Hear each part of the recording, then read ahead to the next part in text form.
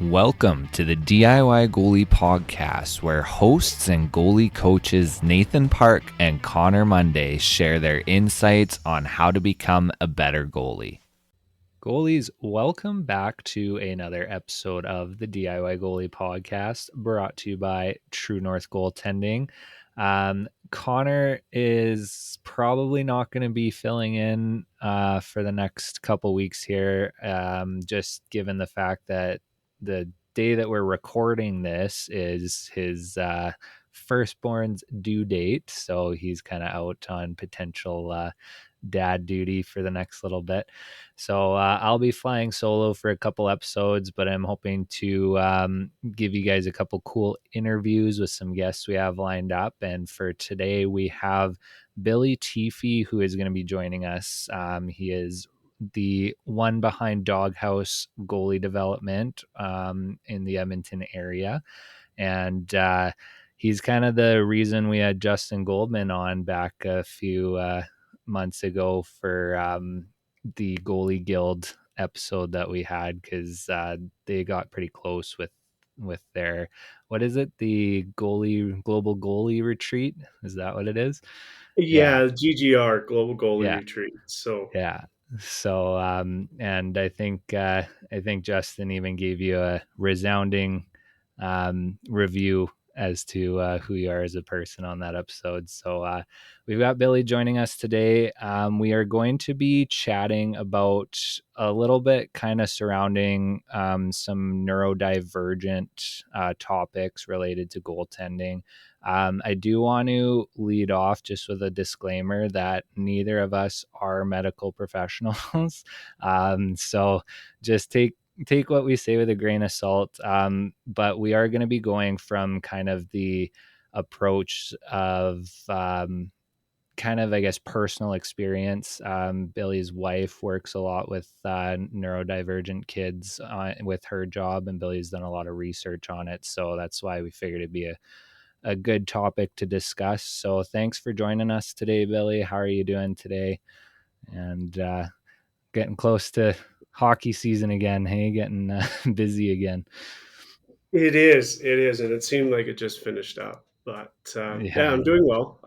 Thanks for having me on. I really appreciate it. Yeah. Long time listener, first time caller, I guess. So it's Perfect. it's good. Yeah, it's like I said, doing well. The summer's camp season's right around the corner. Just finished up my first camp of the summer here in Viking, and really enjoyed it, and looking forward to what the rest of it's going to bring. Perfect. Well, why don't we hop right into it? Why don't you kind of give us a bit of an introduction on yourself, a little bit of your background, and then you can kind of touch on the goalie side of things, your playing career, coaching career, any of that, and then maybe also touch on kind of why we're going to be chatting on the more neurodivergent side of things today, and kind of what ties you to that as well. So Yeah, you bet. I guess as far as my playing career, relatively unremarkable. I played up until I was about 13 years old in minor hockey, and then had to find other things, I guess, because honestly we couldn't afford to play. yeah, So always loved the sport. Played a lot of road hockey as a goalie. Pretending to be Martin Brodeur or Ed Belfour, and won the Stanley Cup many times out on the street. But as far as organized hockey, didn't play again until I was about 21, and started playing with a group in Edmonton as I got back into the sport, and I still play with that group now. So I've played year round for the last 25 years as in rec league, beer league, whatever you call it, but just love the sport, and love the position. And then how I got into coaching is both of my sons played hockey as well, are still playing in the minor hockey system, and started off just coaching their teams and coaching um, different teams that they played on throughout the years. And uh, as they aged up, and started getting better and better, I decided to really kind of put a focus on the goaltending side because that's, as a player, that's what I knew. And I did see more of a need within the industry to, or within the sport, I guess, to be able to add some value where I could add some value to to them. So my older son, sorry, is a goaltender. My younger son was a goalie for the first few years and moved off to be player. And yeah, just kind of the journey with them as I've got more experience and they've gained more experience is really kind of driven the passion for what I'm doing now. So Nice. And so what kind of got you like into goaltending? Like why'd you pick goalie specifically? you know what? It was part of it was that I could be on the ice the whole time. Right? Fair I enough. never had to leave the ice, and Yeah. there's just something I liked about um, just about it. The gear was really cool. Nobody Yeah. else got to wear that stuff, and I don't know. I just I guess maybe I should start by saying I at 40 years old was diagnosed with ADHD, so going up through minor hockey when I was younger, it just felt like something I could latch onto more and maybe focus a little bit more on than all the stuff that you had to do as a player, right? Yeah. Seemed to be what I enjoyed the most. Fair enough. So kind of diving into that a little bit then. When it comes to the like youth neurodivergence, kind of like what's the relationship that you have with that in terms of like the work your wife does, and then kind of what inspired you to dive a little bit deeper and do a little bit more research on that side of things, and kind of try and find ways to implement that with your coaching. Um, yeah, great question. I guess saw a bit of a at coaching minor hockey in general and teams. I really saw a difference in kids and how they learned and how they approached it and how they came to the rink and really kind of started digging in to understand why. My wife, full credit to her. She works in children's rehab, works with a lot of different children that in speech and in I guess motor control, different disciplines within within childhood development. So her understanding of childhood learning and childhood development has really formed my approach to goalie coaching, and there's been a lot of things that she's been able to help me understand as to different challenges in that children have in learning the position, but understand learning in general. So, and I guess that drove my curiosity as to find out why. And so that's where I started doing more research and digging deep. Again, like you said, I'm not a medical professional, but having experienced ADHD myself and not knowing it until I was 40, um, I guess maybe that drove my curiosity as to why and to how to better connect and teach these young athletes how to how to play the position.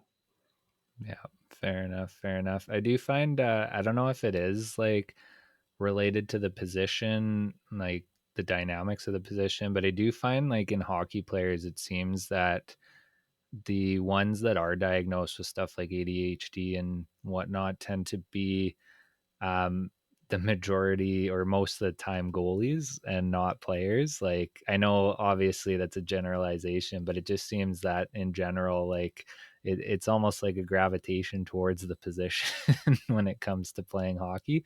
I don't Agreed. know if you have any kind of personal thoughts or guesses as to why that is and why the position seems to, I don't know, just hit home with certain individuals. But Well, I think it's partially that we have a tendency to hyper focus on things, Yeah, fair and enough. the position allows us to do that. Yeah, Um, sometimes it's a challenge, but sometimes it's a gift, right? We're tend to be fairly creative in our with our neurodiversity, so I think that plays some benefits as well. Whether that's creative as far as as setting up your gear, yeah, or just our approach to the position. And then I think part of it too really is just maybe the little bit of attention or the reward system that comes with goaltending that might be a little bit different than players. yeah. Yeah, fair enough. Yeah, maybe I'll try and find like a professional that come in and maybe give a little bit more of the medical side of things for this. I think it's a good ongoing discussion to kind of keep open and all that. But what do you think kind of are some of the obstacles that goalies who are on the neurodivergent side can face, like both on and off the ice? I guess there's a few things, and a couple that come to mind, especially on the ice, is that by the time that as coaches that we see kids at the end of the day, and this, I think maybe it's maybe accelerating neurodivergent, but kids in general, um, by the end of the day, they've been through school, they've been through something else, right? Like their mental capacity tank is pretty low by the time they come to the ice. So sometimes their ability to regulate in those situations is diminished. Yeah, And it makes it difficult for them to seem like they're paying attention or seem like they care. When the exact is opposite. They care a lot, but they struggle with regulation sometimes, I think is one of the challenges. And the other one is that, dealing with boredom, or necessarily buying into something that you don't fully understand, can be tough, yeah. and makes it more difficult again to seem like they're paying attention. Yeah, fair enough. Yeah, that's we have a goalie in our camp this year who came out to us for the first time last year, and he's got ODD, the what is it, obedience defiant disorder? Is that what it Yes, is? yes. I think that's what it, and ADHD and stuff. And one thing I noticed in our classroom sessions, he was always in his notebook, like drawing or writing or doing something. And, face value, you think, oh, this kid's not paying attention at all or anything like that. And then as soon as you ask a question, he's the first one to throw out an answer or whatever. And, um, it was an interesting time. It was more often than not super sarcastic and smart assed, but as someone who is super sarcastic, that's we got a couple laughs out of some of his responses, and I know my wife really enjoyed some of the quick hits that he sent my way in the classroom session. So, um, So I can so relate to that. yeah, So, I know that even on a lot of conference calls, in past careers, that if I was able to turn the camera off and do something with my hands or walk around while I was having the conversation, I was way more engaged yeah, than if I'm, looking right at it, right? So yeah, for sure. And I do think we'll probably get into this a little bit more later, but I do think kind of some of the old school mentality that hockey still has doesn't really you know, it kind of frowns upon that sort of stuff, like those sort of kind of coping mechanisms. So that's we'll get into that a little bit more, but yeah, that's something I guess to be aware of. Um, so what are some of the things then that we can kind of put in place, I guess, to help goalies, cope with any sort of disorder or neurodivergence that they're dealing with, whether it's like you know an exercise or some sort of grounding technique or whatever the case is. What are some things that you've kind of seen help with kids? so I guess the starting point with that is one, just understanding that it exists, right? Yeah. And being there. Um, Talking with the parents to understand they're with the children every day, right? Yeah. And I've watched them go through that. So understanding, because each kid's going to deal with that a little bit different. Understanding what typically works for them, if there is a diagnosis, is, I guess, the foundation of understanding that how that kid ticks. Now, I guess, non-medical opinion stuff that I've found has worked over the years is, just giving them a little bit of space to be who they are with it, and maybe picking which mountains to die on, for lack of a better term, as far as what you're pushing and what you're not. So as kids get older, I know breathing for me really helps. I have a couple of breathing techniques that I share through my mindset stuff, that helps. But I do find that the younger kids, struggle to buy into that a little bit. Some of it's self confidence, some of it's just maturity that'll come as they get older. So, uh, with the younger ones, if they look really distracted, especially if we're working on, like, I'm sure you've been working during a team practice, working with one or two goalies, and you generally have one that's focused on every word you're saying and one that's watching the practice go on the other end of the ice, right? Yeah. So, allowing that goalie to just go join that practice for a few minutes and then come back and do a drill and then go back and join the practice. I find that really helpful, right? They get out that energy, they get out that, well, I'm missing something over there. They practice and then they're looking, going, oh, wait a minute, I'm missing something over there. So just Yeah. using that flexibility, I think, is an important part of it. So, Yeah, for sure. So if you're in, I guess, the other side of things, if you're a coach or a parent, how, I guess, like, what are some things that you can do to help your goalie kind of deal with some of the stuff if they are struggling, with their focus, or just kind of like trying to help them navigate, but around the situation, and set themselves up for success, and you know I guess give them the best environment to learn from and to succeed in. some of the tools, I guess, that work for me and have worked for some of my students are um, whether it's, you call fidgets or different things that can kind of keep their hands busy a little bit. So that's tough during a practice, right? Yeah. But if you allow them to handle a puck while you're describing, sometimes that's helpful.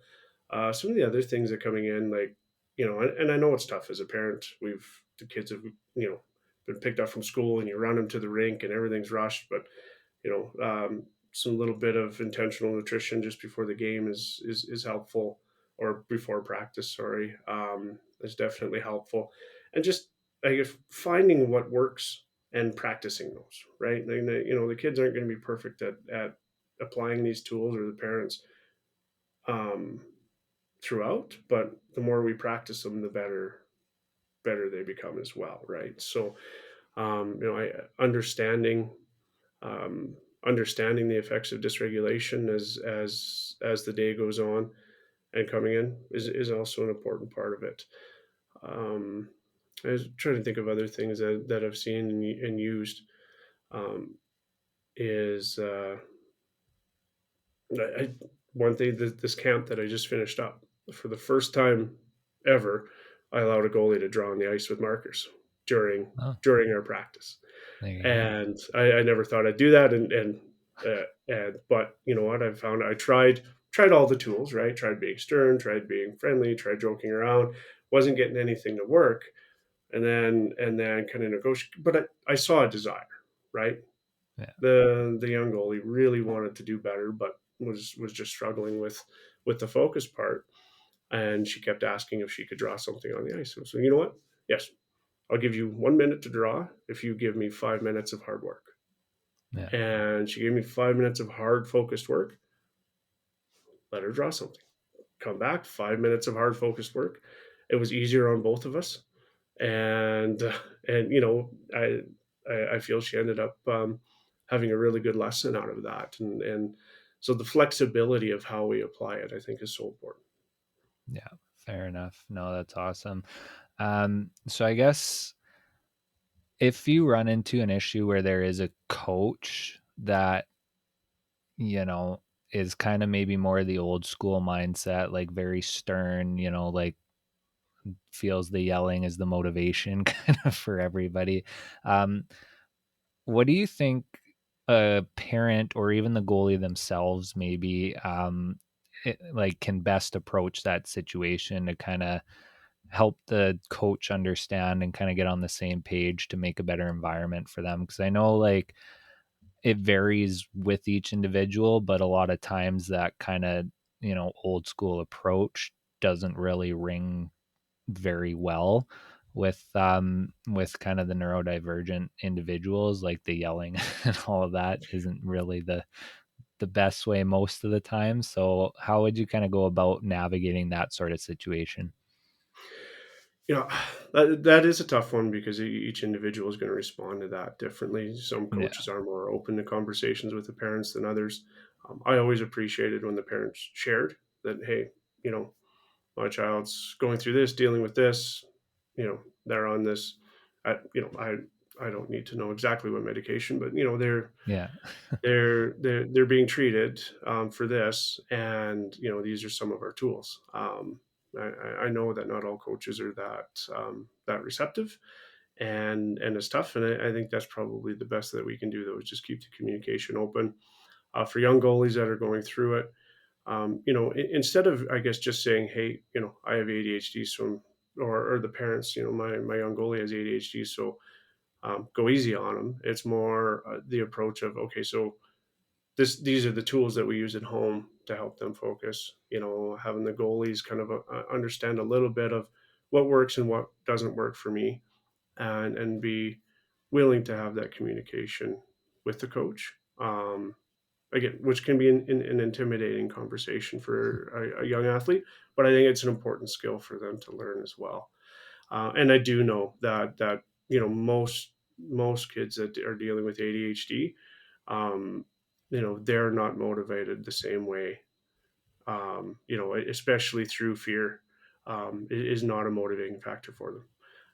If anything, it can be shut down. There's um, a symptom or something that kind of goes along with ADHD, quite common. It's the acronym is RSD. It's rejection sensitivity dysphoria. So a lot of neurodivergent kids will, automatically think in a situation, and adults as well, to be fair, will automatically think in a situation, in a social interaction, that, oh, they don't like me, or they're mad at me because of the look on their face or the way they turned around. And it's, again, having a professional on would probably be extremely helpful to dig into these Yeah. deeper, but I know it exists, right? And it's something that I've gone through as well. So having that fear-based approach, or the conversation, the term that I hear a lot is, if they want it bad enough, they'll focus. Well, Yeah.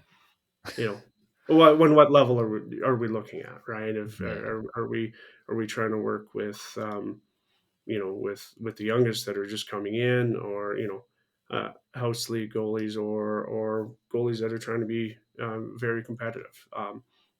They all are going to respond and have different types of approaches to how they learn as children first, right? Yeah. So I think that's an important part to consider. Yeah. So I don't know. This one might be, I guess, kind of a curveball, and I don't know how much you'd be able to answer as not being a medical professional on this. But do you have like anything that you find helps to maybe identify when there might be more going on than just, somebody not wanting to listen kind of thing? Like if it's an actual focus issue, or if, like, so say if you're a coach and you're working with a new goalie and they seem spaced out, not listening or whatever, is there anything to like look for, or cues or anything that might help you dictate that there might be something else going on aside from just them not listening or not being interested. And I'm here because dad made me here or brought me here. I don't know if that makes sense, if you get what I'm trying to get at, but Yeah, yeah, I think I understand, and yeah, definitely, trying to whatever diagnose as as a non-professional yeah. And is tough, right? But I guess the first thing is just being curious, right? And yeah, as a coach, ask the parents if you're seeing something. If you've tried 3 or 4 different approaches and you can't seem to kind of break that focus, or break into that focus zone, talking to the parents is probably the first, right? yeah, Hey, I noticed that that Johnny's struggling, a little bit here to stay focused throughout the whole lesson. Is there anything I should know, or any tools, right? And quite often, just even asking that, parents are like, oh yeah, thank God, you know, he's curious enough to ask, right? yeah, And then they don't have to. They're not as worried about it. And the second thing, I guess, really is just um, ADHD or neurodivergency or not, if the approach just doesn't seem to be working with the child, then we probably should try something different, right? yeah, It's and through the whole thing, accountability in the sport is still part of that development and growth and needs to be there, but there's the minor different things that we can do to help. Um, I think is an important part of that. yeah. Fair enough. Do you find there's certain like ways of explaining things or maybe even structures of stuff like drills or concepts that kind of help to resonate a little bit better? So like something that would, like, if there's a coach out there who wants to tailor their approach to kind of be across the board, like easy to understand for kids who aren't neurodivergent and kids who are, like, are there certain ways that we as coaches and even maybe parents too can kind of structure some of this stuff around hockey to be a little bit, you know, better to resonate with these kids? So this isn't my term. I, it's something I learned, but the first thing uh, is to learn the name of their dog. Uh, right, like just building Yeah, connection. yeah, And as you build connection and trust, then the explaining the rest of it becomes so much easier. yeah, But on the neurodivergency side of things, or I guess some of the tools I learned to explain is, I start explaining a concept, and I can see a movement challenge within the concept. It's about breaking it down and scaffolding it, like a power slide from your feet to sliding across.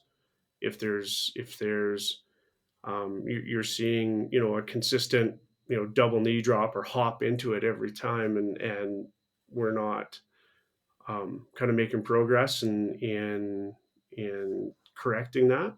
Say, okay, so how can I scaffold this up from the base? And it, I look at, okay, so first step, drop that lead knee, or eyes, hands, drop the lead knee, and then push across, and be willing to kind of take a couple steps back to yeah, to build that and scaffold that skill so they understand. And um and sometimes, I guess one thing that I find really really helps is gamification of certain things, right? yeah, So where we can make a little mini challenge out of it, right? Like, give me 5 of these good slides, and then I'll do a breakaway shot on you, type thing, or something, right? Just a little bit of reward, and yeah, just make a game out of it. yeah. Fair enough. So, what are some of the differences then when, we talk about youth and then adults when it comes to like neurodivergence? Because I know like there's a lot of adult goalies out there that maybe have never really had any structured coaching or anything like that, and maybe don't really know like what they themselves can do to navigate some of this stuff. So what are kind of maybe some of the differences when we look more at the adult goalie side as opposed to the youth goalie side? I guess, as far as a comparison between the two, I think the biggest thing is, adults would tend to have a little bit more of a toolbox as far as understanding it, but not everybody. That's a fairly generalization, but at least understanding how they learn. So again, it's about curiosity, right? Even as the kids get older, and get into the higher competitive things, one of the first things I ask is, okay, so uh, how do you learn? Do you learn by reading? Do you learn by seeing? Do I have to show you some videos? Do you like seeing pictures of yourself in a stance, right? Just different things like that, and understanding their learning style is extremely helpful into improving that.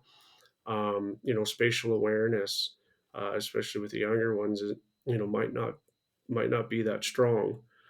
So as you're trying to build spatial awareness and physical literacy and understanding of game flow, like that's a lot, right? So understanding how the individual learns is a great starting point for that. Adults tend to be better at masking their symptoms than kids. We're used to having to be normal, Yeah, right? quote For unquote lack of a better fitting. term, Yeah. and to function in certain settings. So, there might not be the same, I guess, openness to communicate that as well, right? But, really, I think with all of it comes down to connection. Yeah, fair enough. So, kind of taking a step away from that, then, and just kind of going to goaltending in general, coaching in general, all of that stuff. What do you think might be something that you see as lacking with kind of the current generation of goaltending, or what do you think is something that just kind of your anecdotal thoughts on what you think goalies in general, like the young goalies anyways, are maybe not doing enough of, or you know and this isn't just neurodivergent, but Mhm. just the goalie landscape in general. What do you think we need to be doing a better job of? It's not nearly enough bad stacks. No. Yeah, there you go. Uh, I Dying guess art. some of it a little bit with creativity in certain situations. I think, um, and and uh, you know I guess autonomy. Some of that decision making, and is what I'm seeing a little bit is kids are so technically strong. Yeah. The way the way they butterfly and move around the net, and even a lot of angles, and technically, there's they're so good. I wish I could skate, as good as most of the kids that I'm coaching right now, right? So I think that's important. But yeah, it just maybe some of that the creativity within that, I think is could use some improvement. Yeah, I know Connor always talks about how much he hates the term cookie cutter goalie because Hmm. it drives him nuts. But I do think there's a little bit of validity to that. Just yeah, we kind of almost overcoach, and I know I'm guilty of this too. Like we're so analytical, it seems, as goaltenders that we almost drill too deep sometimes and try and get an answer for everything, when sometimes the answer is, you know what, just stop the puck. That's our Hmm. job. And that is one thing that I think the approach has changed for myself and kind of our organization as well, and will continue to change because I still think we need to do a bit of a better job at that. But no, I definitely agree with that. Um, with your knowledge and kind of research that you've done, and just talks with your wife and stuff like that, um, when it comes to like child learning, child development, and stuff like that, what do you think you'd like to see differently in how hockey approaches things with development? And it could just be hockey in general, or if you think something like goalie specific, what do you think might help create a better learning environment for these kids? I think kids need more time to free play in hockey. Yeah, There's right now, there's they go to practice and it feels like a pass fail, right? Like yeah, you have to do it this way. You're doing it wrong. You go to games, right? And it's always pressure of trying to do everything right. Where back when I was younger, and I'm going to be the old guy talking about the good old days here, but you go out and play shinny at the rink for 4 or 5 hours with different age groups of people and just play yeah, and make mistakes and try things that you could never try in practice or try in games. And so I think that's missing, right? Just that free play. I know when I was coaching, it was a house league team, great group of kids. And what I found worked better that season, if I let them play shinny for the first 5-10 minutes of practice, instead of using it as a reward, okay, we're going to play shinny and just play and let them go. They were calling and communicating. They were doing all the things that we were trying to teach them, but it yeah, was in a low risk situation, right? And I found for that group it worked really well. yeah, yeah. No, for sure. That's I know, like, just even listening to the goalie science podcast, like the one host there, Ben, he does a lot of the research on youth development and talks a lot about soccer being like that, Yeah, and all of that. But I do think the sport of hockey suffered, well, at least for North America. I don't know how it is overseas as much, but just suffers from being too business driven, being too professional sometimes. And I get it to an extent, but yeah, when you're trying to lay someone's job on the line at U13, and somebody's getting paid basically a salary to be a coach and deliver results, I feel like that the kids end up hurting a lot on that. um, just since we were kind of talking about Europe, with your experiences going overseas, talking to a lot of the people over there and talking to people at the global goaltending retreat that you've gone to and stuff like that, um, what do you think's one thing that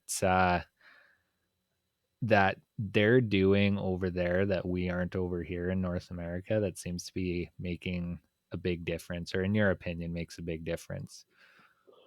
so I guess to preface it, I don't have a significant amount of exposure to the youth system. Yeah, I've talked to a bunch of the coaches. They tend to be the from the older groups. What I have uh, gathered, and actually Justin Goldman has a book on goalie development, that his experience from when he went over to Europe the first time, comparing the two. yeah, Um, but uh, I digress. It's from what I can see is that a lot of the countries don't start competitive hockey until I believe it's U15. yeah, Um, and then another thing that I think there's an advantage to it, and I guess maybe this is a little bit close to personal experiences, a lot of them are subsidized. So mm, costs mhm, of registration is lower. yeah, Um, I guess one exposure that I did have too in the um,